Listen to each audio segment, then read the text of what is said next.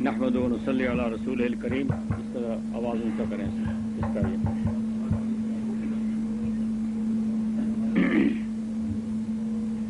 عسکری بینک کے صدر شمیم احمد صاحب اور چیمبر آف کامرس کے صدر ریاض صاحب، معزز سامعین، خواتین و حضرات،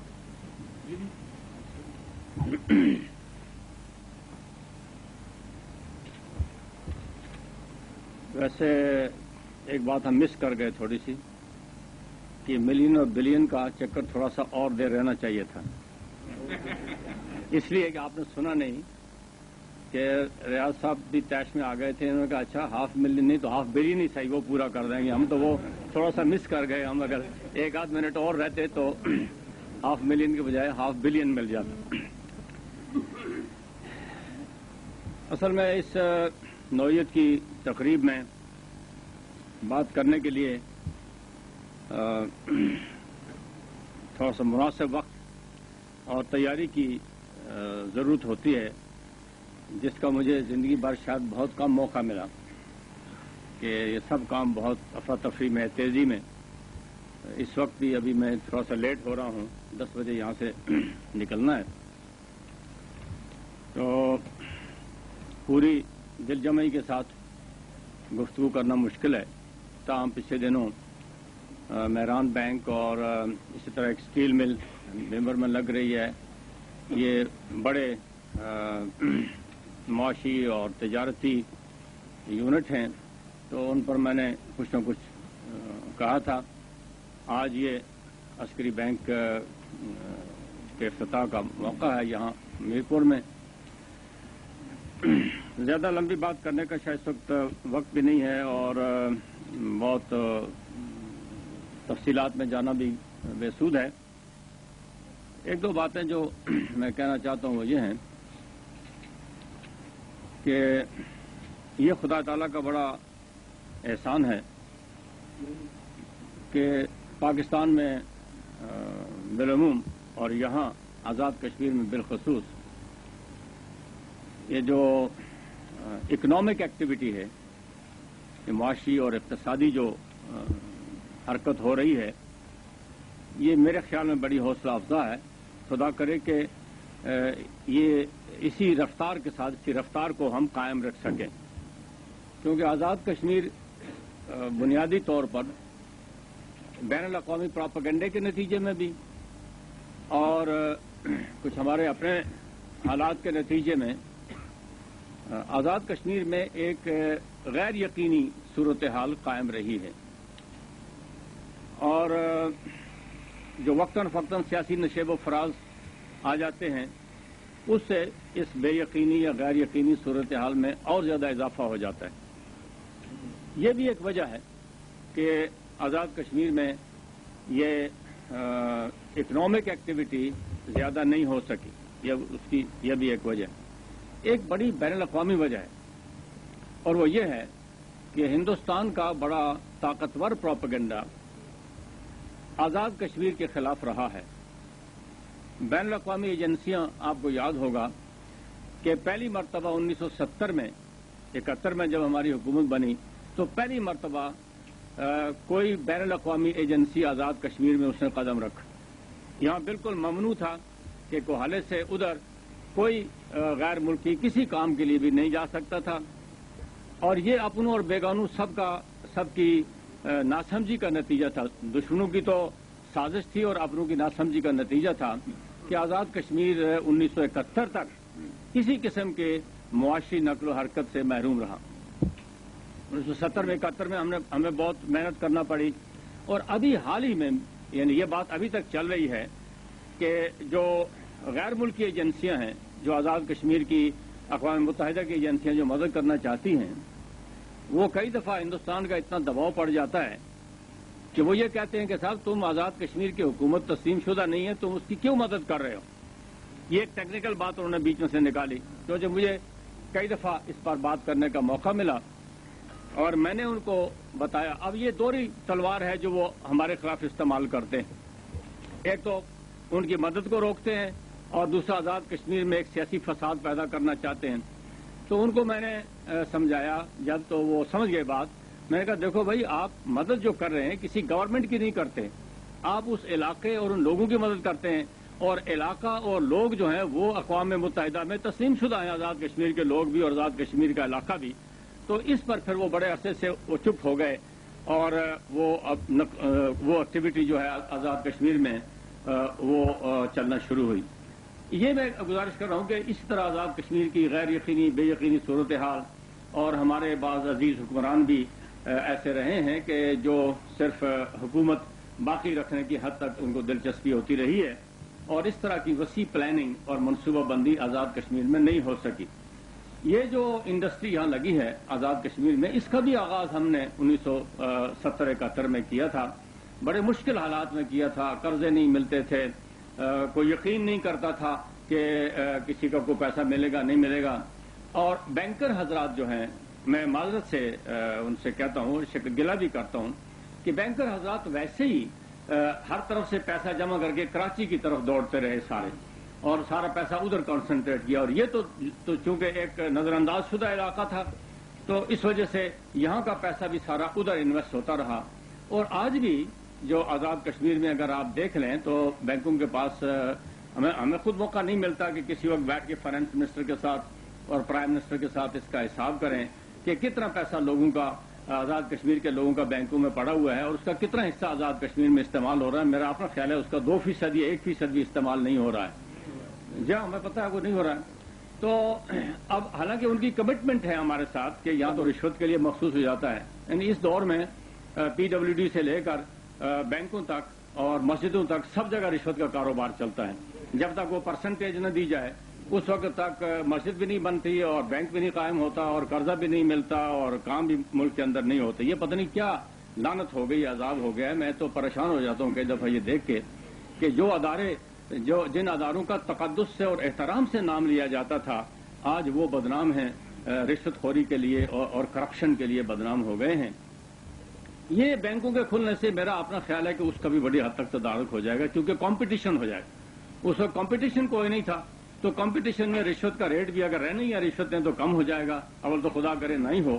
لیکن اگر ہو تو کم ہو جائے گا، پیسہ بھی انویسٹ ہونا شروع ہو جائے گا. تو یہ اس مصیبت میں آزاد کشمیر میں ہم لوگ پھنسے رہے. اور یہ جو انڈسٹری تھوڑی بہت لگی ہے، سچی بات یہ ہے کہ یہ سارے، مجھے لگتا ہے کہ یہ کوئی مجاہد لوگ ہیں جو جہاد کر رہے تھے آزاد کشمیر کے لیے، جنہوں نے یہ انڈسٹری لگائی ہے. پتہ نہیں کس مصیبت میں پھنسے ہوئے ہیں وہ، کہ کوئی آسان کام نہیں تھا آزاد کشمیر میں. اور پھر ہماری اپنی بیوروکریسی، یعنی ایک آدمی جرمنی سے آیا پیسہ لگانے کے لیے، میں آپ کو بتاتا ہوں چند سال پہلے کی بات. تو اس کو میں نے چیف سیکرٹری کے پاس بھیجا کہ اس کی مدد کرو، اور پیسہ لے کے آیا ہے. تو ہمارے مشترک تھے، وہ کوئی جرمنز بھی تھے اور آزاد کشمیر کے لوگ. تو وہ ہمارے چیف سیکرٹری صاحب نے اس کو اس بات پر پریشان کیا کہ تم یہاں کیوں لگانا چاہتے ہو انڈسٹری آزاد کشمیر. پہلے مجھے اس بات کا اطمینان دلاؤ، پھر وہ پیسہ ہی لے کے واپس چلا گیا، بھاگ گیا. اس نے کہا میں نہیں یہ کر سکتا. یعنی بجائے مدد کرنے کے بجائے سے کہ اس کو زمین لے کر دیتے، بجلی لگا کے دیتے، سیوریج بنا کے دیتے اور انتظام فیسلٹی بنا کے اس کو کہتے کہ بھائی یہ ہم نے کر دیا ہے تم لو. انہوں نے کہا تم ہمیں پہلے یہ تسلی دلواؤ کہ تم یہاں آئے کیوں ہو پیسہ لے کر. تو اب یہ جو نظام ہے نا، یہ جو خباثت کا نظام ہے ہمارے یہاں پھنس گیا ہے. ہر آدمی بزنس مین ہے وہ بھی بیوروکریٹ ہے، پولیٹیکل آدمی ہے وہ بھی بیوروکریٹ ہے، تاجر ہے وہ بھی بیوروکریٹ ہے. پتہ نہیں یہ کیا عذاب بیوروکریسی کا ہم لے آئے ہیں، اپنے گردن میں ڈال دیا ہے. کہ اور بیوروکریسی وہ جو مفید نہیں ہے. مفید ہو تو بہت اچھی بات ہے. انگلستان کی بھی بیوروکریسی ہے، امریکہ کی بھی بیوروکریسی ہے. ہمارے لوگ انگلینڈ سے آتے ہیں، کہتے ہیں یار ہم نے درخواست بھیجی تھی ایسے عام لفافے میں ڈال کے، تو وہ آگے خود انہوں نے آ کے پوچھا بتاؤ بھائی کیا کرنا ہے کیا نہیں کرنا ہے، کیسے پیسہ تم کو دینا ہے. تو یہاں درخواست چھوڑ کے ہم خود جاتے ہیں تو وہ درخواست رجسٹر کرنے کے لیے کہتے ہیں بتاؤ کتنے پیسے دو گے تمہاری درخواست ہم رجسٹر کریں. تو اس نظام کی وجہ سے پاکستان میں انڈسٹریلائزیشن نہیں ہو سکی اور آزاد کشمیر میں بھی خاص طور پر نہیں ہو سکی. تو ہماری کوشش یہ ہے کہ ایک تو یہ کہ آزاد کشمیر میں سیاسی استحکام ہو، تاکہ لوگ سیاسی استحکام ہوگا تو وہ پیسہ یہاں انویسٹ کریں گے، نہیں ہوگا تو ہمارے اپنے آزاد کشمیر کے لوگ پیسہ نکال کے دوسرے ملکوں میں لے جائیں گے، وہاں جا کے بینکوں میں چھوڑ کے آ جائیں گے. جیسے کہ اربوں روپیہ ہمارا اس وقت بھی بیرونی ممالک میں بینکوں میں پڑا ہوا ہے، لوگوں کے ان کو پتہ ہی نہیں کہ پیسے کے کیا کرنا ہے کیا نہیں کرنا. تو ایک تو یہ ہماری ضرورت ہے کہ ساری چیز کو ہم ریگولیٹ کریں، اس طریقے سے ریگولیٹ کریں کہ جو جس کا فائدہ بینکرز کو بھی ہو۔ اب ہم آزاد کشمیر میں آپ آزاد کی اور ان کی عسکری بینک والوں کی اطلاع کے لیے کہنا چاہتا ہوں کہ ہم آزاد کشمیر میں اس پر بہت سنجیدگی سے سوچ رہے ہیں کہ بہت سے کام ایسے ہیں آزاد کشمیر میں جو پروڈکٹیو ہیں کہ جن میں پیسہ باہر سے آئے، اور پیسہ باہر سے وہ آتا ہے تو ان حکومتوں نے پیسے کے استعمال کے لیے یہ بھی کیا ہے کہ وہ ایڈ کے طور پر بھی پیسہ دیتے ہیں اور پھر سافٹ لون دیتے ہیں جس میں کہ بہت آسان سود پر، تھوڑے سود پر وہ قرضے دے کر تو یہاں کام کرانا چاہتے ہیں۔ پھر اس سے بھی آگے بڑھ کر انہوں نے بعض فرموں نے ہمیں یہ کہا کہ اچھا ہم آپ سے جو واپسی ہے قرضے کی یہ بہت آسان قسطوں میں ہم کئی سال میں وصول کریں گے، آپ ہم سے پیسہ لے لیں اور اس کاروبار میں لگائیں۔ بیرونی دنیا میں تو یہ پوزیشن ہے، اور ہمارے ہاں پوزیشن میں نے آپ کو مختصر الفاظ میں بتائی ہے کہ ہمارے ہاں کیا صورتحال ہے جس سے ہم دو چار ہیں۔ تو میں عسکری بینک کو اس موقع پر ان کا شکریہ بھی ادا کرتا ہوں، انہوں نے برانچ یہاں کھولی ہے، ان کو مبارکباد بھی دیتا ہوں، اور یہ توقع کرتا ہوں کہ وہ پیسہ استعمال کرنے کے 2-3 ایریاز ہیں جو بڑے بڑے ہیں۔ ایک تو انڈسٹری ہے۔ اب انڈسٹری میں بھی مشکل یہ ہے کہ جو اسٹیبلشڈ انڈسٹریلسٹ ہیں، جو اسٹیبلش ہو گئے، ان کی تو خواہش ہونی بھی چاہیے، اور دلی خواہش یہ ہے کہ ان کا پیسہ بہت تیزی کے ساتھ بڑھتا رہے۔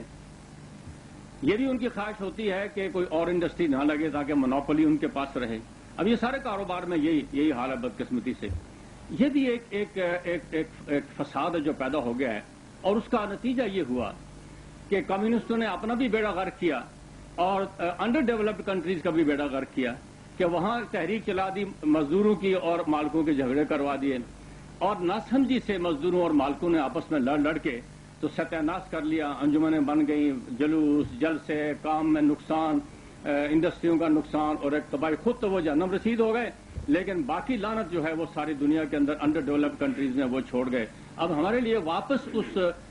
لائن پر آنا خاصا مشکل کام ہمارے لیے ہو جائے گا، اور انڈسٹریلسٹ جو ہیں ان کو بھی اپنا سارا جو شیڈیول ہے وہ ریوائز کرنا پڑے گا اس طریقے سے کہ یہ طبقاتی کشمکش نہ پیدا ہو۔ اگر طبقاتی کشمکش جاری رہے گی تو بینک ہو یا انڈسٹری ہو، یہ ہمیشہ ایک عذاب کے دہانے پر کھڑے رہیں گے، اور ذہنی ٹینشن جو ہے وہ ان کے اندر برقرار رہے گی، اور اس کے نتیجے میں خرابیاں پیدا ہوتی رہیں گی۔ یہ بھی ایک بڑا مسئلہ ہے جو بینکرز کے لیے اور انڈسٹریلسٹ کے لیے۔ انڈسٹری میں چھوٹی چھوٹی انڈسٹریاں قائم کرنے کا رجحان جو ہے اس کو ڈیولپ کرنے کی ضرورت ہے۔ پھر ہمارے لوگ مزاجاً بدقسمتی سے تاجر پیشہ نہیں ہیں، ذہنی طور پر تجارت یا انڈسٹری یا کاروباری لوگ نہیں ہیں، بہت تھوڑے لوگ ہیں جن کو کاروبار کرنے کا شوق ہے۔ باقی تو یا نوکری چاہتے ہیں یا کسی طریقے سے آسانی سے پیسہ مل جائے، وہ چاہے ہیروئن اور چرس کے ذریعے مل جائے، سب سے آسان تو وہی طریقہ ہے کہ رات کی رات میں مل جاتا ہے، یا کوئی اور اس قسم کا کاروبار کیا جائے جس سے کہ پیسہ فوراً مل جائے، تو اس طرح پھنس گئے ہیں۔ ہمارے ملک کے انڈسٹریلسٹ کے لیے اور بینکرز کے لیے یہ بہت ضروری ہے میرے خیال میں کہ یہ 3 سیکٹر جو ہیں ان پر خاصی توجہ دی جائے۔ ایک تو انڈسٹری کا سیکٹر ہے کہ چھوٹی انڈسٹری کو انکریج کیا جائے، اور وہ لوگ جو انڈسٹری لگانا چاہتے ہیں ان کے پاس اگر تھوڑا بہت سرمایہ ہے تو اس کی مدد کی جائے، اور ان کو پھر طریقہ بھی سکھایا جائے کہ وہ کاروبار کر کے یہ جو بے روزگاری کے خاتمے کی اسکیم ہے، یہ کئی دفعہ کچھ کوششیں، تھوڑی بہت کوششیں ہوئی ہیں، لیکن نتیجہ اس کا یہ ہوا کہ وہ پیسہ بھی لوگ کھا گئے اور بے روزگاری بھی بڑھتی چلی گئی۔ تو اس کا کوئی سوچ سمجھ کر ایسا، اس پر کوئی قاعدے اور ضابطے زیادہ بنانے کی ضرورت نہیں ہے کہ اتنے سخت قانون بنا دیے جائیں کہ وہ، میں نے ایک دفعہ کراچی میں بھی کہا تھا، بے روزگاری کے ایک اسکیم کا کوئی ذکر ہو رہا تھا، وہاں مجھے انہوں نے بلایا، تو میں نے کہا یار یہ جس طریقے سے آپ کو قرضے ملتے ہیں اس کا اگر لسٹ اٹھا کے دیکھیں تو قرضے صرف سرکاری ملازمین کے بیٹے لے سکتے ہیں یا بڑے تاجروں کے بیٹے لے سکتے ہیں، غریب آدمی اس قانون کے تحت کوئی قرضہ نہیں لے سکتا۔ اس کو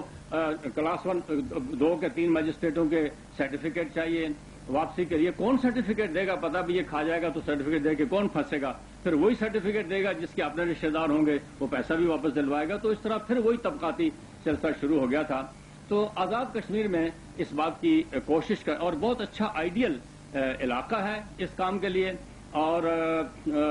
حکومت بھی خدا کے فضل و کرم سے ان باتوں کو سمجھتی ہے، اس کا احساس و شعور رکھتی ہے، اور کوشش بھی ہم کرتے ہیں، اور ہم اس پوزیشن میں ہیں اللہ کے فضل و کرم سے کہ بعض جو نامناسب نقل و حرکت ہے ملک کے اندر، ہم اس کا مقابلہ کر سکیں اور اس کو مقابلہ کر کے اس کو لیول پر لے آئیں اور اس کے اندر ڈسپلن پیدا کر سکیں۔ ایسی حالت میں اس قسم کا کاروبار کرنے کا موقع زیادہ آسانی سے اور بہتر طریقے سے مل سکتا ہے۔ تو میں گزارش کر رہا تھا کہ ایک تو انڈسٹری کا سیکٹر ہے، اس میں چھوٹے چھوٹے کاروباروں کی حوصلہ افزائی کرنے کی ضرورت ہے، اس میں ہم لوگ بھی شریک ہوں گے۔ جہاں کہیں مثال کے طور پر ابھی میں کل ہی کسی جگہ کہہ رہا تھا کہ آزاد کشمیر میں ہم ڈیری فارم، شیپ فارمنگ اور پولٹری فارمنگ کرنا چاہتے ہیں۔ پولٹری فارمنگ میرپور میں تو مجھے بتایا انہوں نے کہ ہم اپنے اس ٹاپ لیول پر پہنچے ہوئے ہیں، اس سے آگے اس کو بڑھانے کا کوئی فائدہ نہیں ہے، کوالٹی میں امپروومنٹ کی شاید ضرورت پڑے گی، لیکن ڈیری فارمنگ کی بہت ضرورت ہے، شیپ فارمنگ کی بہت ضرورت ہے۔ تو ڈیری فارمنگ کے لیے میں نے گورنمنٹ کی طرف سے ان کو کہا ہے کہ وہ جو قرضے ملنے میں دقت ہے اس کا بھی اگر عسکری بینک والے نوٹس لیں تو زیادہ اچھی بات ہو جائے، کیونکہ ایگریکلچر والے جو قرضہ دیتے ہیں وہ قرضہ جتنی زمین وہ چاہتے ہیں اتنی زمین مل نہیں سکتی، اگر مل جائے تو اس کی قیمت اتنی تھوڑی لگاتے ہیں کہ ان کو پیسہ، اس پیسے سے ڈیری فارم نہیں بن سکتا۔ تو میں نے ان کو کہا کہ گورنمنٹ کی طرف سے جو پیسے کی کمی ہوگی وہ ہم پوری کر دیں گے بلا سود، اور ساتھ ہی ہم جو مارک اپ ان کا ہوگا ایگریکلچر والوں کا وہ ہم میک اپ کر دیں گے۔ تو اس طرح تو لیکن اگر عسکری بینک کی طرح کے لوگ جو ہیں اگر اس ایکسپرٹیز کا، اس مہارت کا یہاں فائدہ پہنچائیں تو آزاد کشمیر کی گورنمنٹ بھی اس کے اندر شریک ہو سکتی ہے، تاکہ ان کو بھی تحفظ ہو اس بات کا کہ کسی وقت خرابی نہ ہو جائے۔ تو اس طرح اس قسم کے جو کام ہیں وہ آزاد کشمیر کے اندر جہاں پھل ہیں ان کو کیننگ کا سلسلہ کیا جا سکتا ہے، پھلوں کی اور ترویج کی جا سکتی ہے، جو علاقہ خاص قسم کے پھل پیدا کرتا ہے اس کو بڑھایا جا سکتا ہے ان کو قرضے دے کر، اور اس میں ہم انشاءاللہ پوری طرح شریک ہوں گے۔ لیکن یہ ان کو تھوڑا سا محنت ان کو بھی کرنا پڑے گی، اور سود کا جو لیول ہے یا منافع کا جو لیول ہے یا مارک اپ کا جو لیول ہے اس کو بھی کم کرنا پڑے گا، کہ تھوڑے منافع میں اگر کام کیا جائے گا تو پیسوں کا پھیلاؤ زیادہ ہوگا اور وہ کمی اس طریقے سے پوری ہو جائے گی۔ پھر دوسرا سیکٹر جس میں کہ پیسہ لگانا چاہیے وہ چھوٹے تاجروں کا ہے۔ بڑے تاجر تو شاید محتاج نہیں ہیں اس بات کے، لیکن چھوٹے تاجروں کو ضرورت ہوتی ہے۔ ہم نے کوشش کی تھی کہ آزاد کشمیر گورنمنٹ کی طرف سے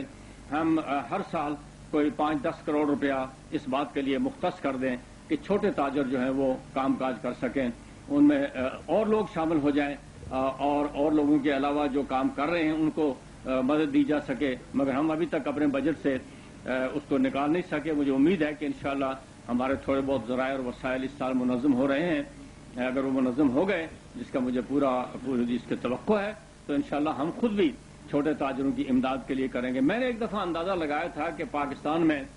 مجھے دلچسپی تھی ضیاء الحق صاحب کے زمانے میں کہ چھوٹے تاجروں کی مدد کرنے کی دلچسپی تھی مجھے، تو ہم نے سارے پاکستان کا سروے کروایا، کوئی 1 کروڑ کے قریب پاکستان میں چھوٹا تاجر ہے، دکاندار ہیں سارے پاکستان میں، اور یہ وہ 1 کروڑ لوگ ہیں جو ملک کو خراب بھی کر سکتے ہیں، کیونکہ بیٹھے رہتے ہیں دکان پر جو مرضی پروپیگنڈا کریں کر سکتے ہیں۔ اگر یہ مطمئن ہو تو سارا ملک مطمئن ہوتا ہے، یہ غیر مطمئن ہو تو سارا ملک غیر مطمئن ہو جاتا ہے۔ تو ہم نے اس میں کوشش کی تھی کہ ان کی تنظیم بنائی جائے، ان کا وفاق بنایا جائے۔ اسلام آباد سے ہم نے وہ نقل و حرکت شروع بھی کر دی تھی، اس کے لیے ایک منسٹر بھی اپوائنٹ کروا دیا تھا ضیاء الحق صاحب سے، لیکن چونکہ یہ تحریک یا تجویز جو ہے لوگوں کے تصور و تخیل کے نہیں تھی تو اس لیے وہ آگے نہیں بڑھ سکی، ورنہ اس کا بہت فائدہ ہوتا کہ 1 کروڑ کے بجائے 1.5 کروڑ آدمی ہو جاتے، 2 کروڑ آدمی ہو جاتے۔ پھر اسی طرح ریڈی وان تھے، اسی طرح رکشے والے تھے، ان سب لوگوں کا ہم نے سروے کروایا تھا اور ان کو ان کی دیکھ بھال کرنے کا کچھ سلسلہ بنانے کا ہمارا پروگرام تھا، تاکہ وہ پیسہ بھی سرکولیٹ کرتا رہتا۔ جو ٹیکسی ڈرائیور ہے وہ اگر اپنی ٹیکسی لے لے تھوڑی قسطوں پر تو اس کو محتاجی سے بھی بچ جائے گا، اپنی ٹیکسی چلاتا رہے گا اور باہر جا کے لوگ پھرنے کے بجائے اپنے ملک کے اندر کاروبار کر سکیں گے۔ تو اس طرح کا یہ نظام جو ہے اس میں جو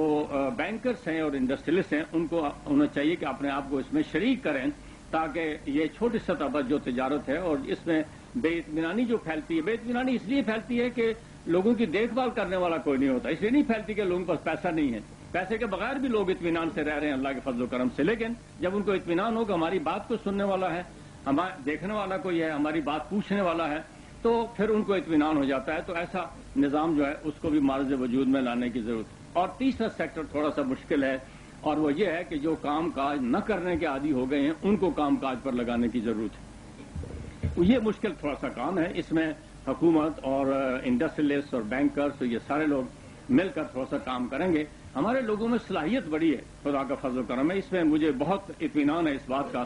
کہ ہمارے لوگوں میں صلاحیت بڑی ہے. ان کو اگر صحیح کام کاج پر لگا دیا جائے, صحیح کام کرنے کی طرف لگایا جائے, ان کو ٹیکنیکل ایکسپرٹیز, مثلا ہم اس دفعہ